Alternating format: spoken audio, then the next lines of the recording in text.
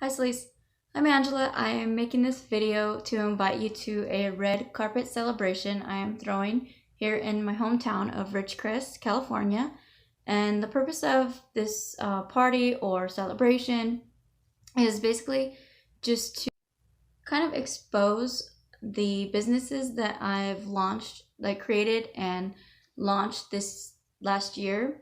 Actually, two of them are launched, and one is, it'll be kind of like a pre-launch for the third business.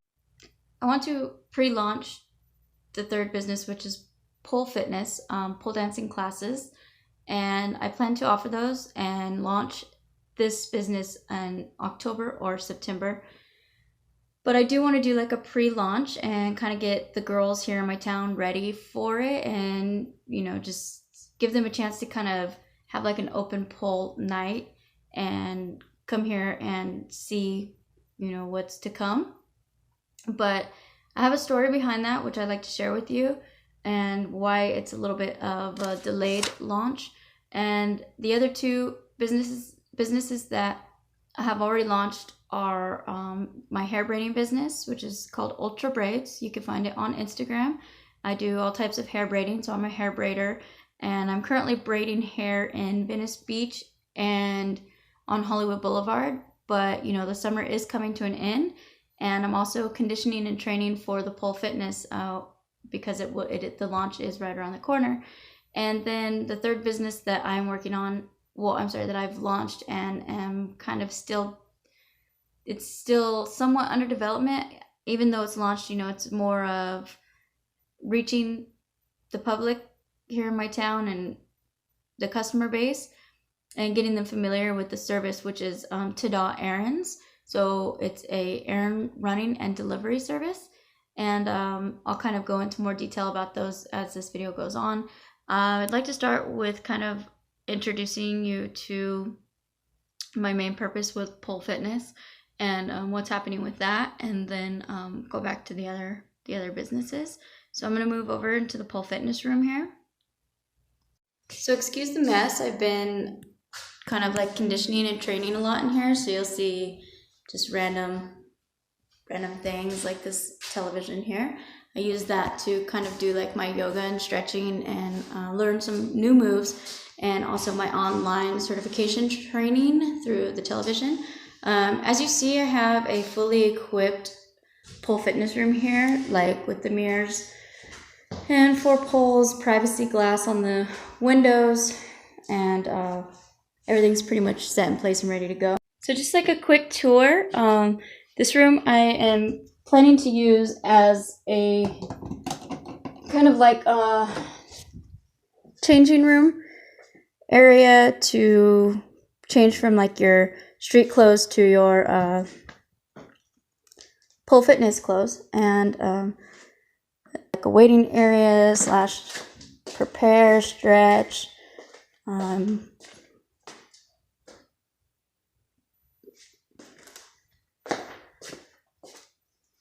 braid. This room here at this time is kind of just like a lounging area. I do hope to be able to kind of spice this up. The furniture I have in here now is just kind of thrown in here, just pieces of furniture that I've had. So this is the messiest room of them all at this time. It is my office. I just got back from a braiding festival in Mammoth, a reggae fest, and braided a lot of hair there. So this is basically all of the braiding equipment that I need to put away, which I plan to do before the celebration. So why this video is so important, and why I am inviting you or even having the network celebration, is due to the fact that when I got the idea to launch pole fitness, and first let me give you like a quick little history on my town. So my town is in the middle of like absolutely nowhere, really small town, and we are isolated 100 miles away from any other type of civilization. So basically, if you go north, you have like Mammoth. If you go east, you have Death Valley, and south is Lancaster or Palmdale, and west is Bakersfield. So there's only like one way in and one way out of this town, basically, to get to those places. There's 27,000 people here, and not a whole lot to do, or we don't have like a mall or somewhere that serves like boba, or we just don't have a lot of stuff. So offering this pole fitness is something that will be new and alluring, and just kind of like a new approach, because like since there is not a lot to do, it's like fitness is kind of like a big thing. And we have some hip hop dance classes, but nothing like pole fitness. I know in the cities they're kind of all over, but this is going to be something new and exciting, and I'm excited to go forth with it. So you might ask, like, okay, so what's the problem? What's the holdup? Why are you making this video, right? Well, basically, when I got the idea, I wasn't really able to instruct for like several reasons. One of which is like I have like no rhythm. I have like 2 left feet. I'm not flexible. I mean, it's just I'm not like really. I don't really dance. I'm not pole fitness-y, So I approached a good friend of mine. Well, at the time, just a friend, and the reason I approached her is because I had went to like a after party at her house, probably like a year prior to me having this idea, and she had a pole in her living room, and was really skilled and like talented, and she was just like all over upside down, just like super good. So I approached her and kind of told her my idea and asked her if she'd be interested in instructing the classes. And she was totally on board and just like totally supportive and all about the vision. And we started working really closely together. And we started the certification program. And with that, I took like the financial risk and then paid for it. And then she was going to be paying it back like after we established like memberships, and we had it all worked out. Well, we were meeting every Monday, and we were having like these really high energy meetings. And before we had planned to launch, we were going to launch February 1st, and kind of use like Valentine's Day as like to do promotions, advertising, like, as a gift certificates. And so we thought February 1st would be a great date. Well, 2 weeks before that, she was 1 week away from being certified, and then the following week we were going to launch.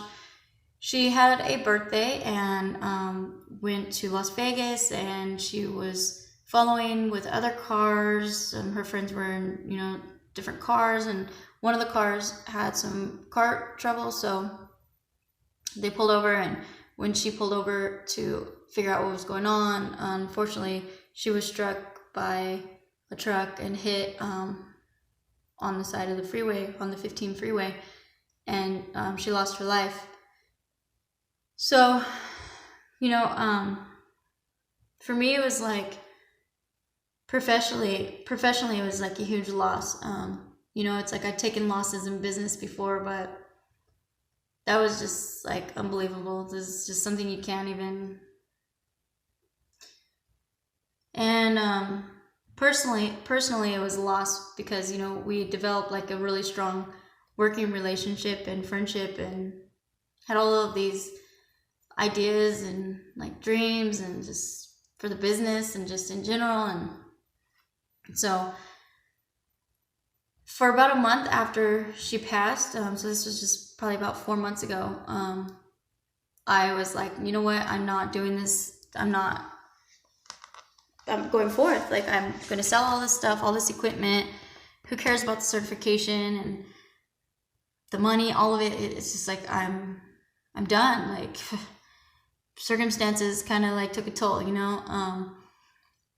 but then, like, as generic as it sounds, it's like, I just know she's like, no, really, like, all this hard work, like, I know she would be like, no, keep doing it. Like, you be the instructor, or whatever the case, like, just keep doing it, So, I was working with like 2 other girls after that, like probably a month after that, and what I found is like they didn't seem to be like passionate enough, or you know, it's not so much that like they weren't her, but we just had a really strong connection, and I don't know what it was, but what I realized is like sometimes finding like reliable help is not always the easiest, and or maybe somebody that's, you just want them to be responsible and passionate and all of the above. So what I realized is that sometimes if you want something done right, you have to do it yourself. So for the past like 3 months now, I've been training like hardcore, like 3 hours a day.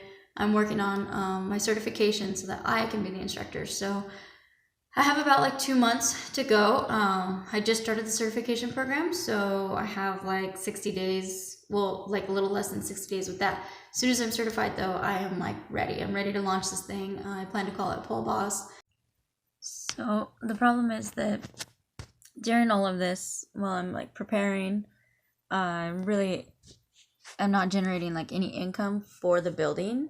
So I'm like this close to losing the building.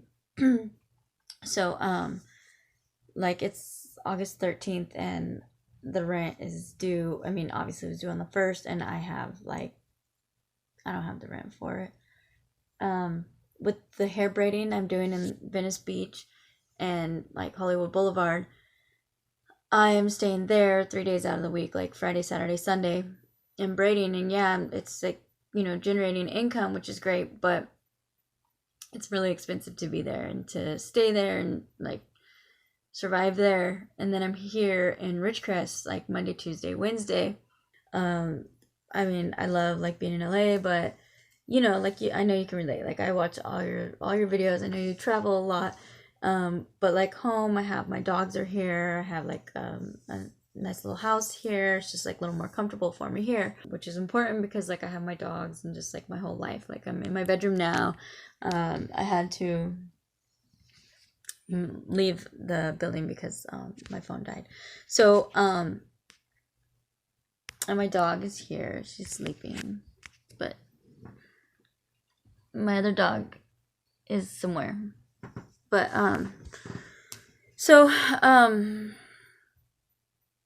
like the rent that I'm falling behind on is the studio, and you know, it's like unfortunately hair braiding here in this town hasn't really taken off either, and I'm gonna kind of like go into detail about that because and you know, it's like it's super successful down there because there's like tourists and foreigners, and it's like kind of like a hip thing. Like, as you know, like I see you wear the braids yourself, and so it's like big there. But in this town, I think maybe the girls here just have no real like reason to wear them. Like they don't really have anywhere like cool to wear them to. Like there's really not any nightclubs here. There's like a couple bars, but like and maybe, you know, I don't want to like diss my town because I've been here for 33 years. It's my hometown, but maybe, you know, kind of like some small mindedness, like not open to like change or to many like something new sometimes. And so for that, it's all about like the advertising and like marketing and like the approach, and maybe, I mean, I'm doing what I can to like go about that, but it kind of was like stagnant here. Like I didn't get a whole lot of braids when I started kind of like launching the braids. So that's why I like took off down south. And I plan to provide like a open braid bar, so anybody who wants braids that attends the party I can give them some braids, and then open pole so that the girls that attend can experience like what it's gonna be like, you know, just and kind of get these girls ready for what's coming and introduce them to it. And last but not least, ta-da, errands. So, you know, I realized as a entrepreneur and a business person that I need help a lot. And you know, I'm always like, oh, if only somebody could bring me this, or there's like not enough time in the day sometimes, whether it's like food or a Sharpie marker or just whatever it be, headphones, I don't even know, but seems like I'm always needing, like, hey, can you run this here, or can you ship these off at the post office, and I really don't have a lot of help. So that's why I decided to kind of mimic like Postmates and Uber Eats and all of those errand running delivery services. I got together a group of 8 of my friends or coworkers, or just people I know, and people with like good work ethic, and met up with them, had like a meeting setting, and told them my idea, and offered them, you know, like an errand running position. And I have an errand taker and I'm an errand taker, and I have another errand taker.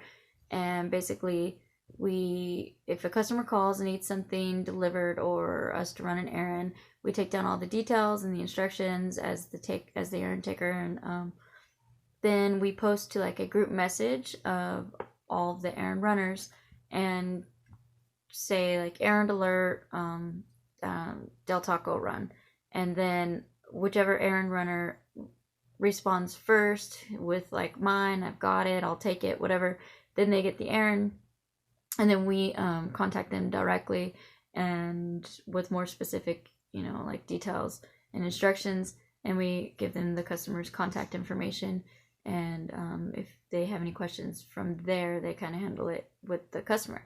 And so far we've gotten about 5 errands, and I launched 3 months ago, so probably maybe like one errand a month. And I'm focusing on how to, like, where to direct, like, where's my target market. And we cater to single moms and the elderly and small businesses and people that don't drive and people that don't want to leave the house.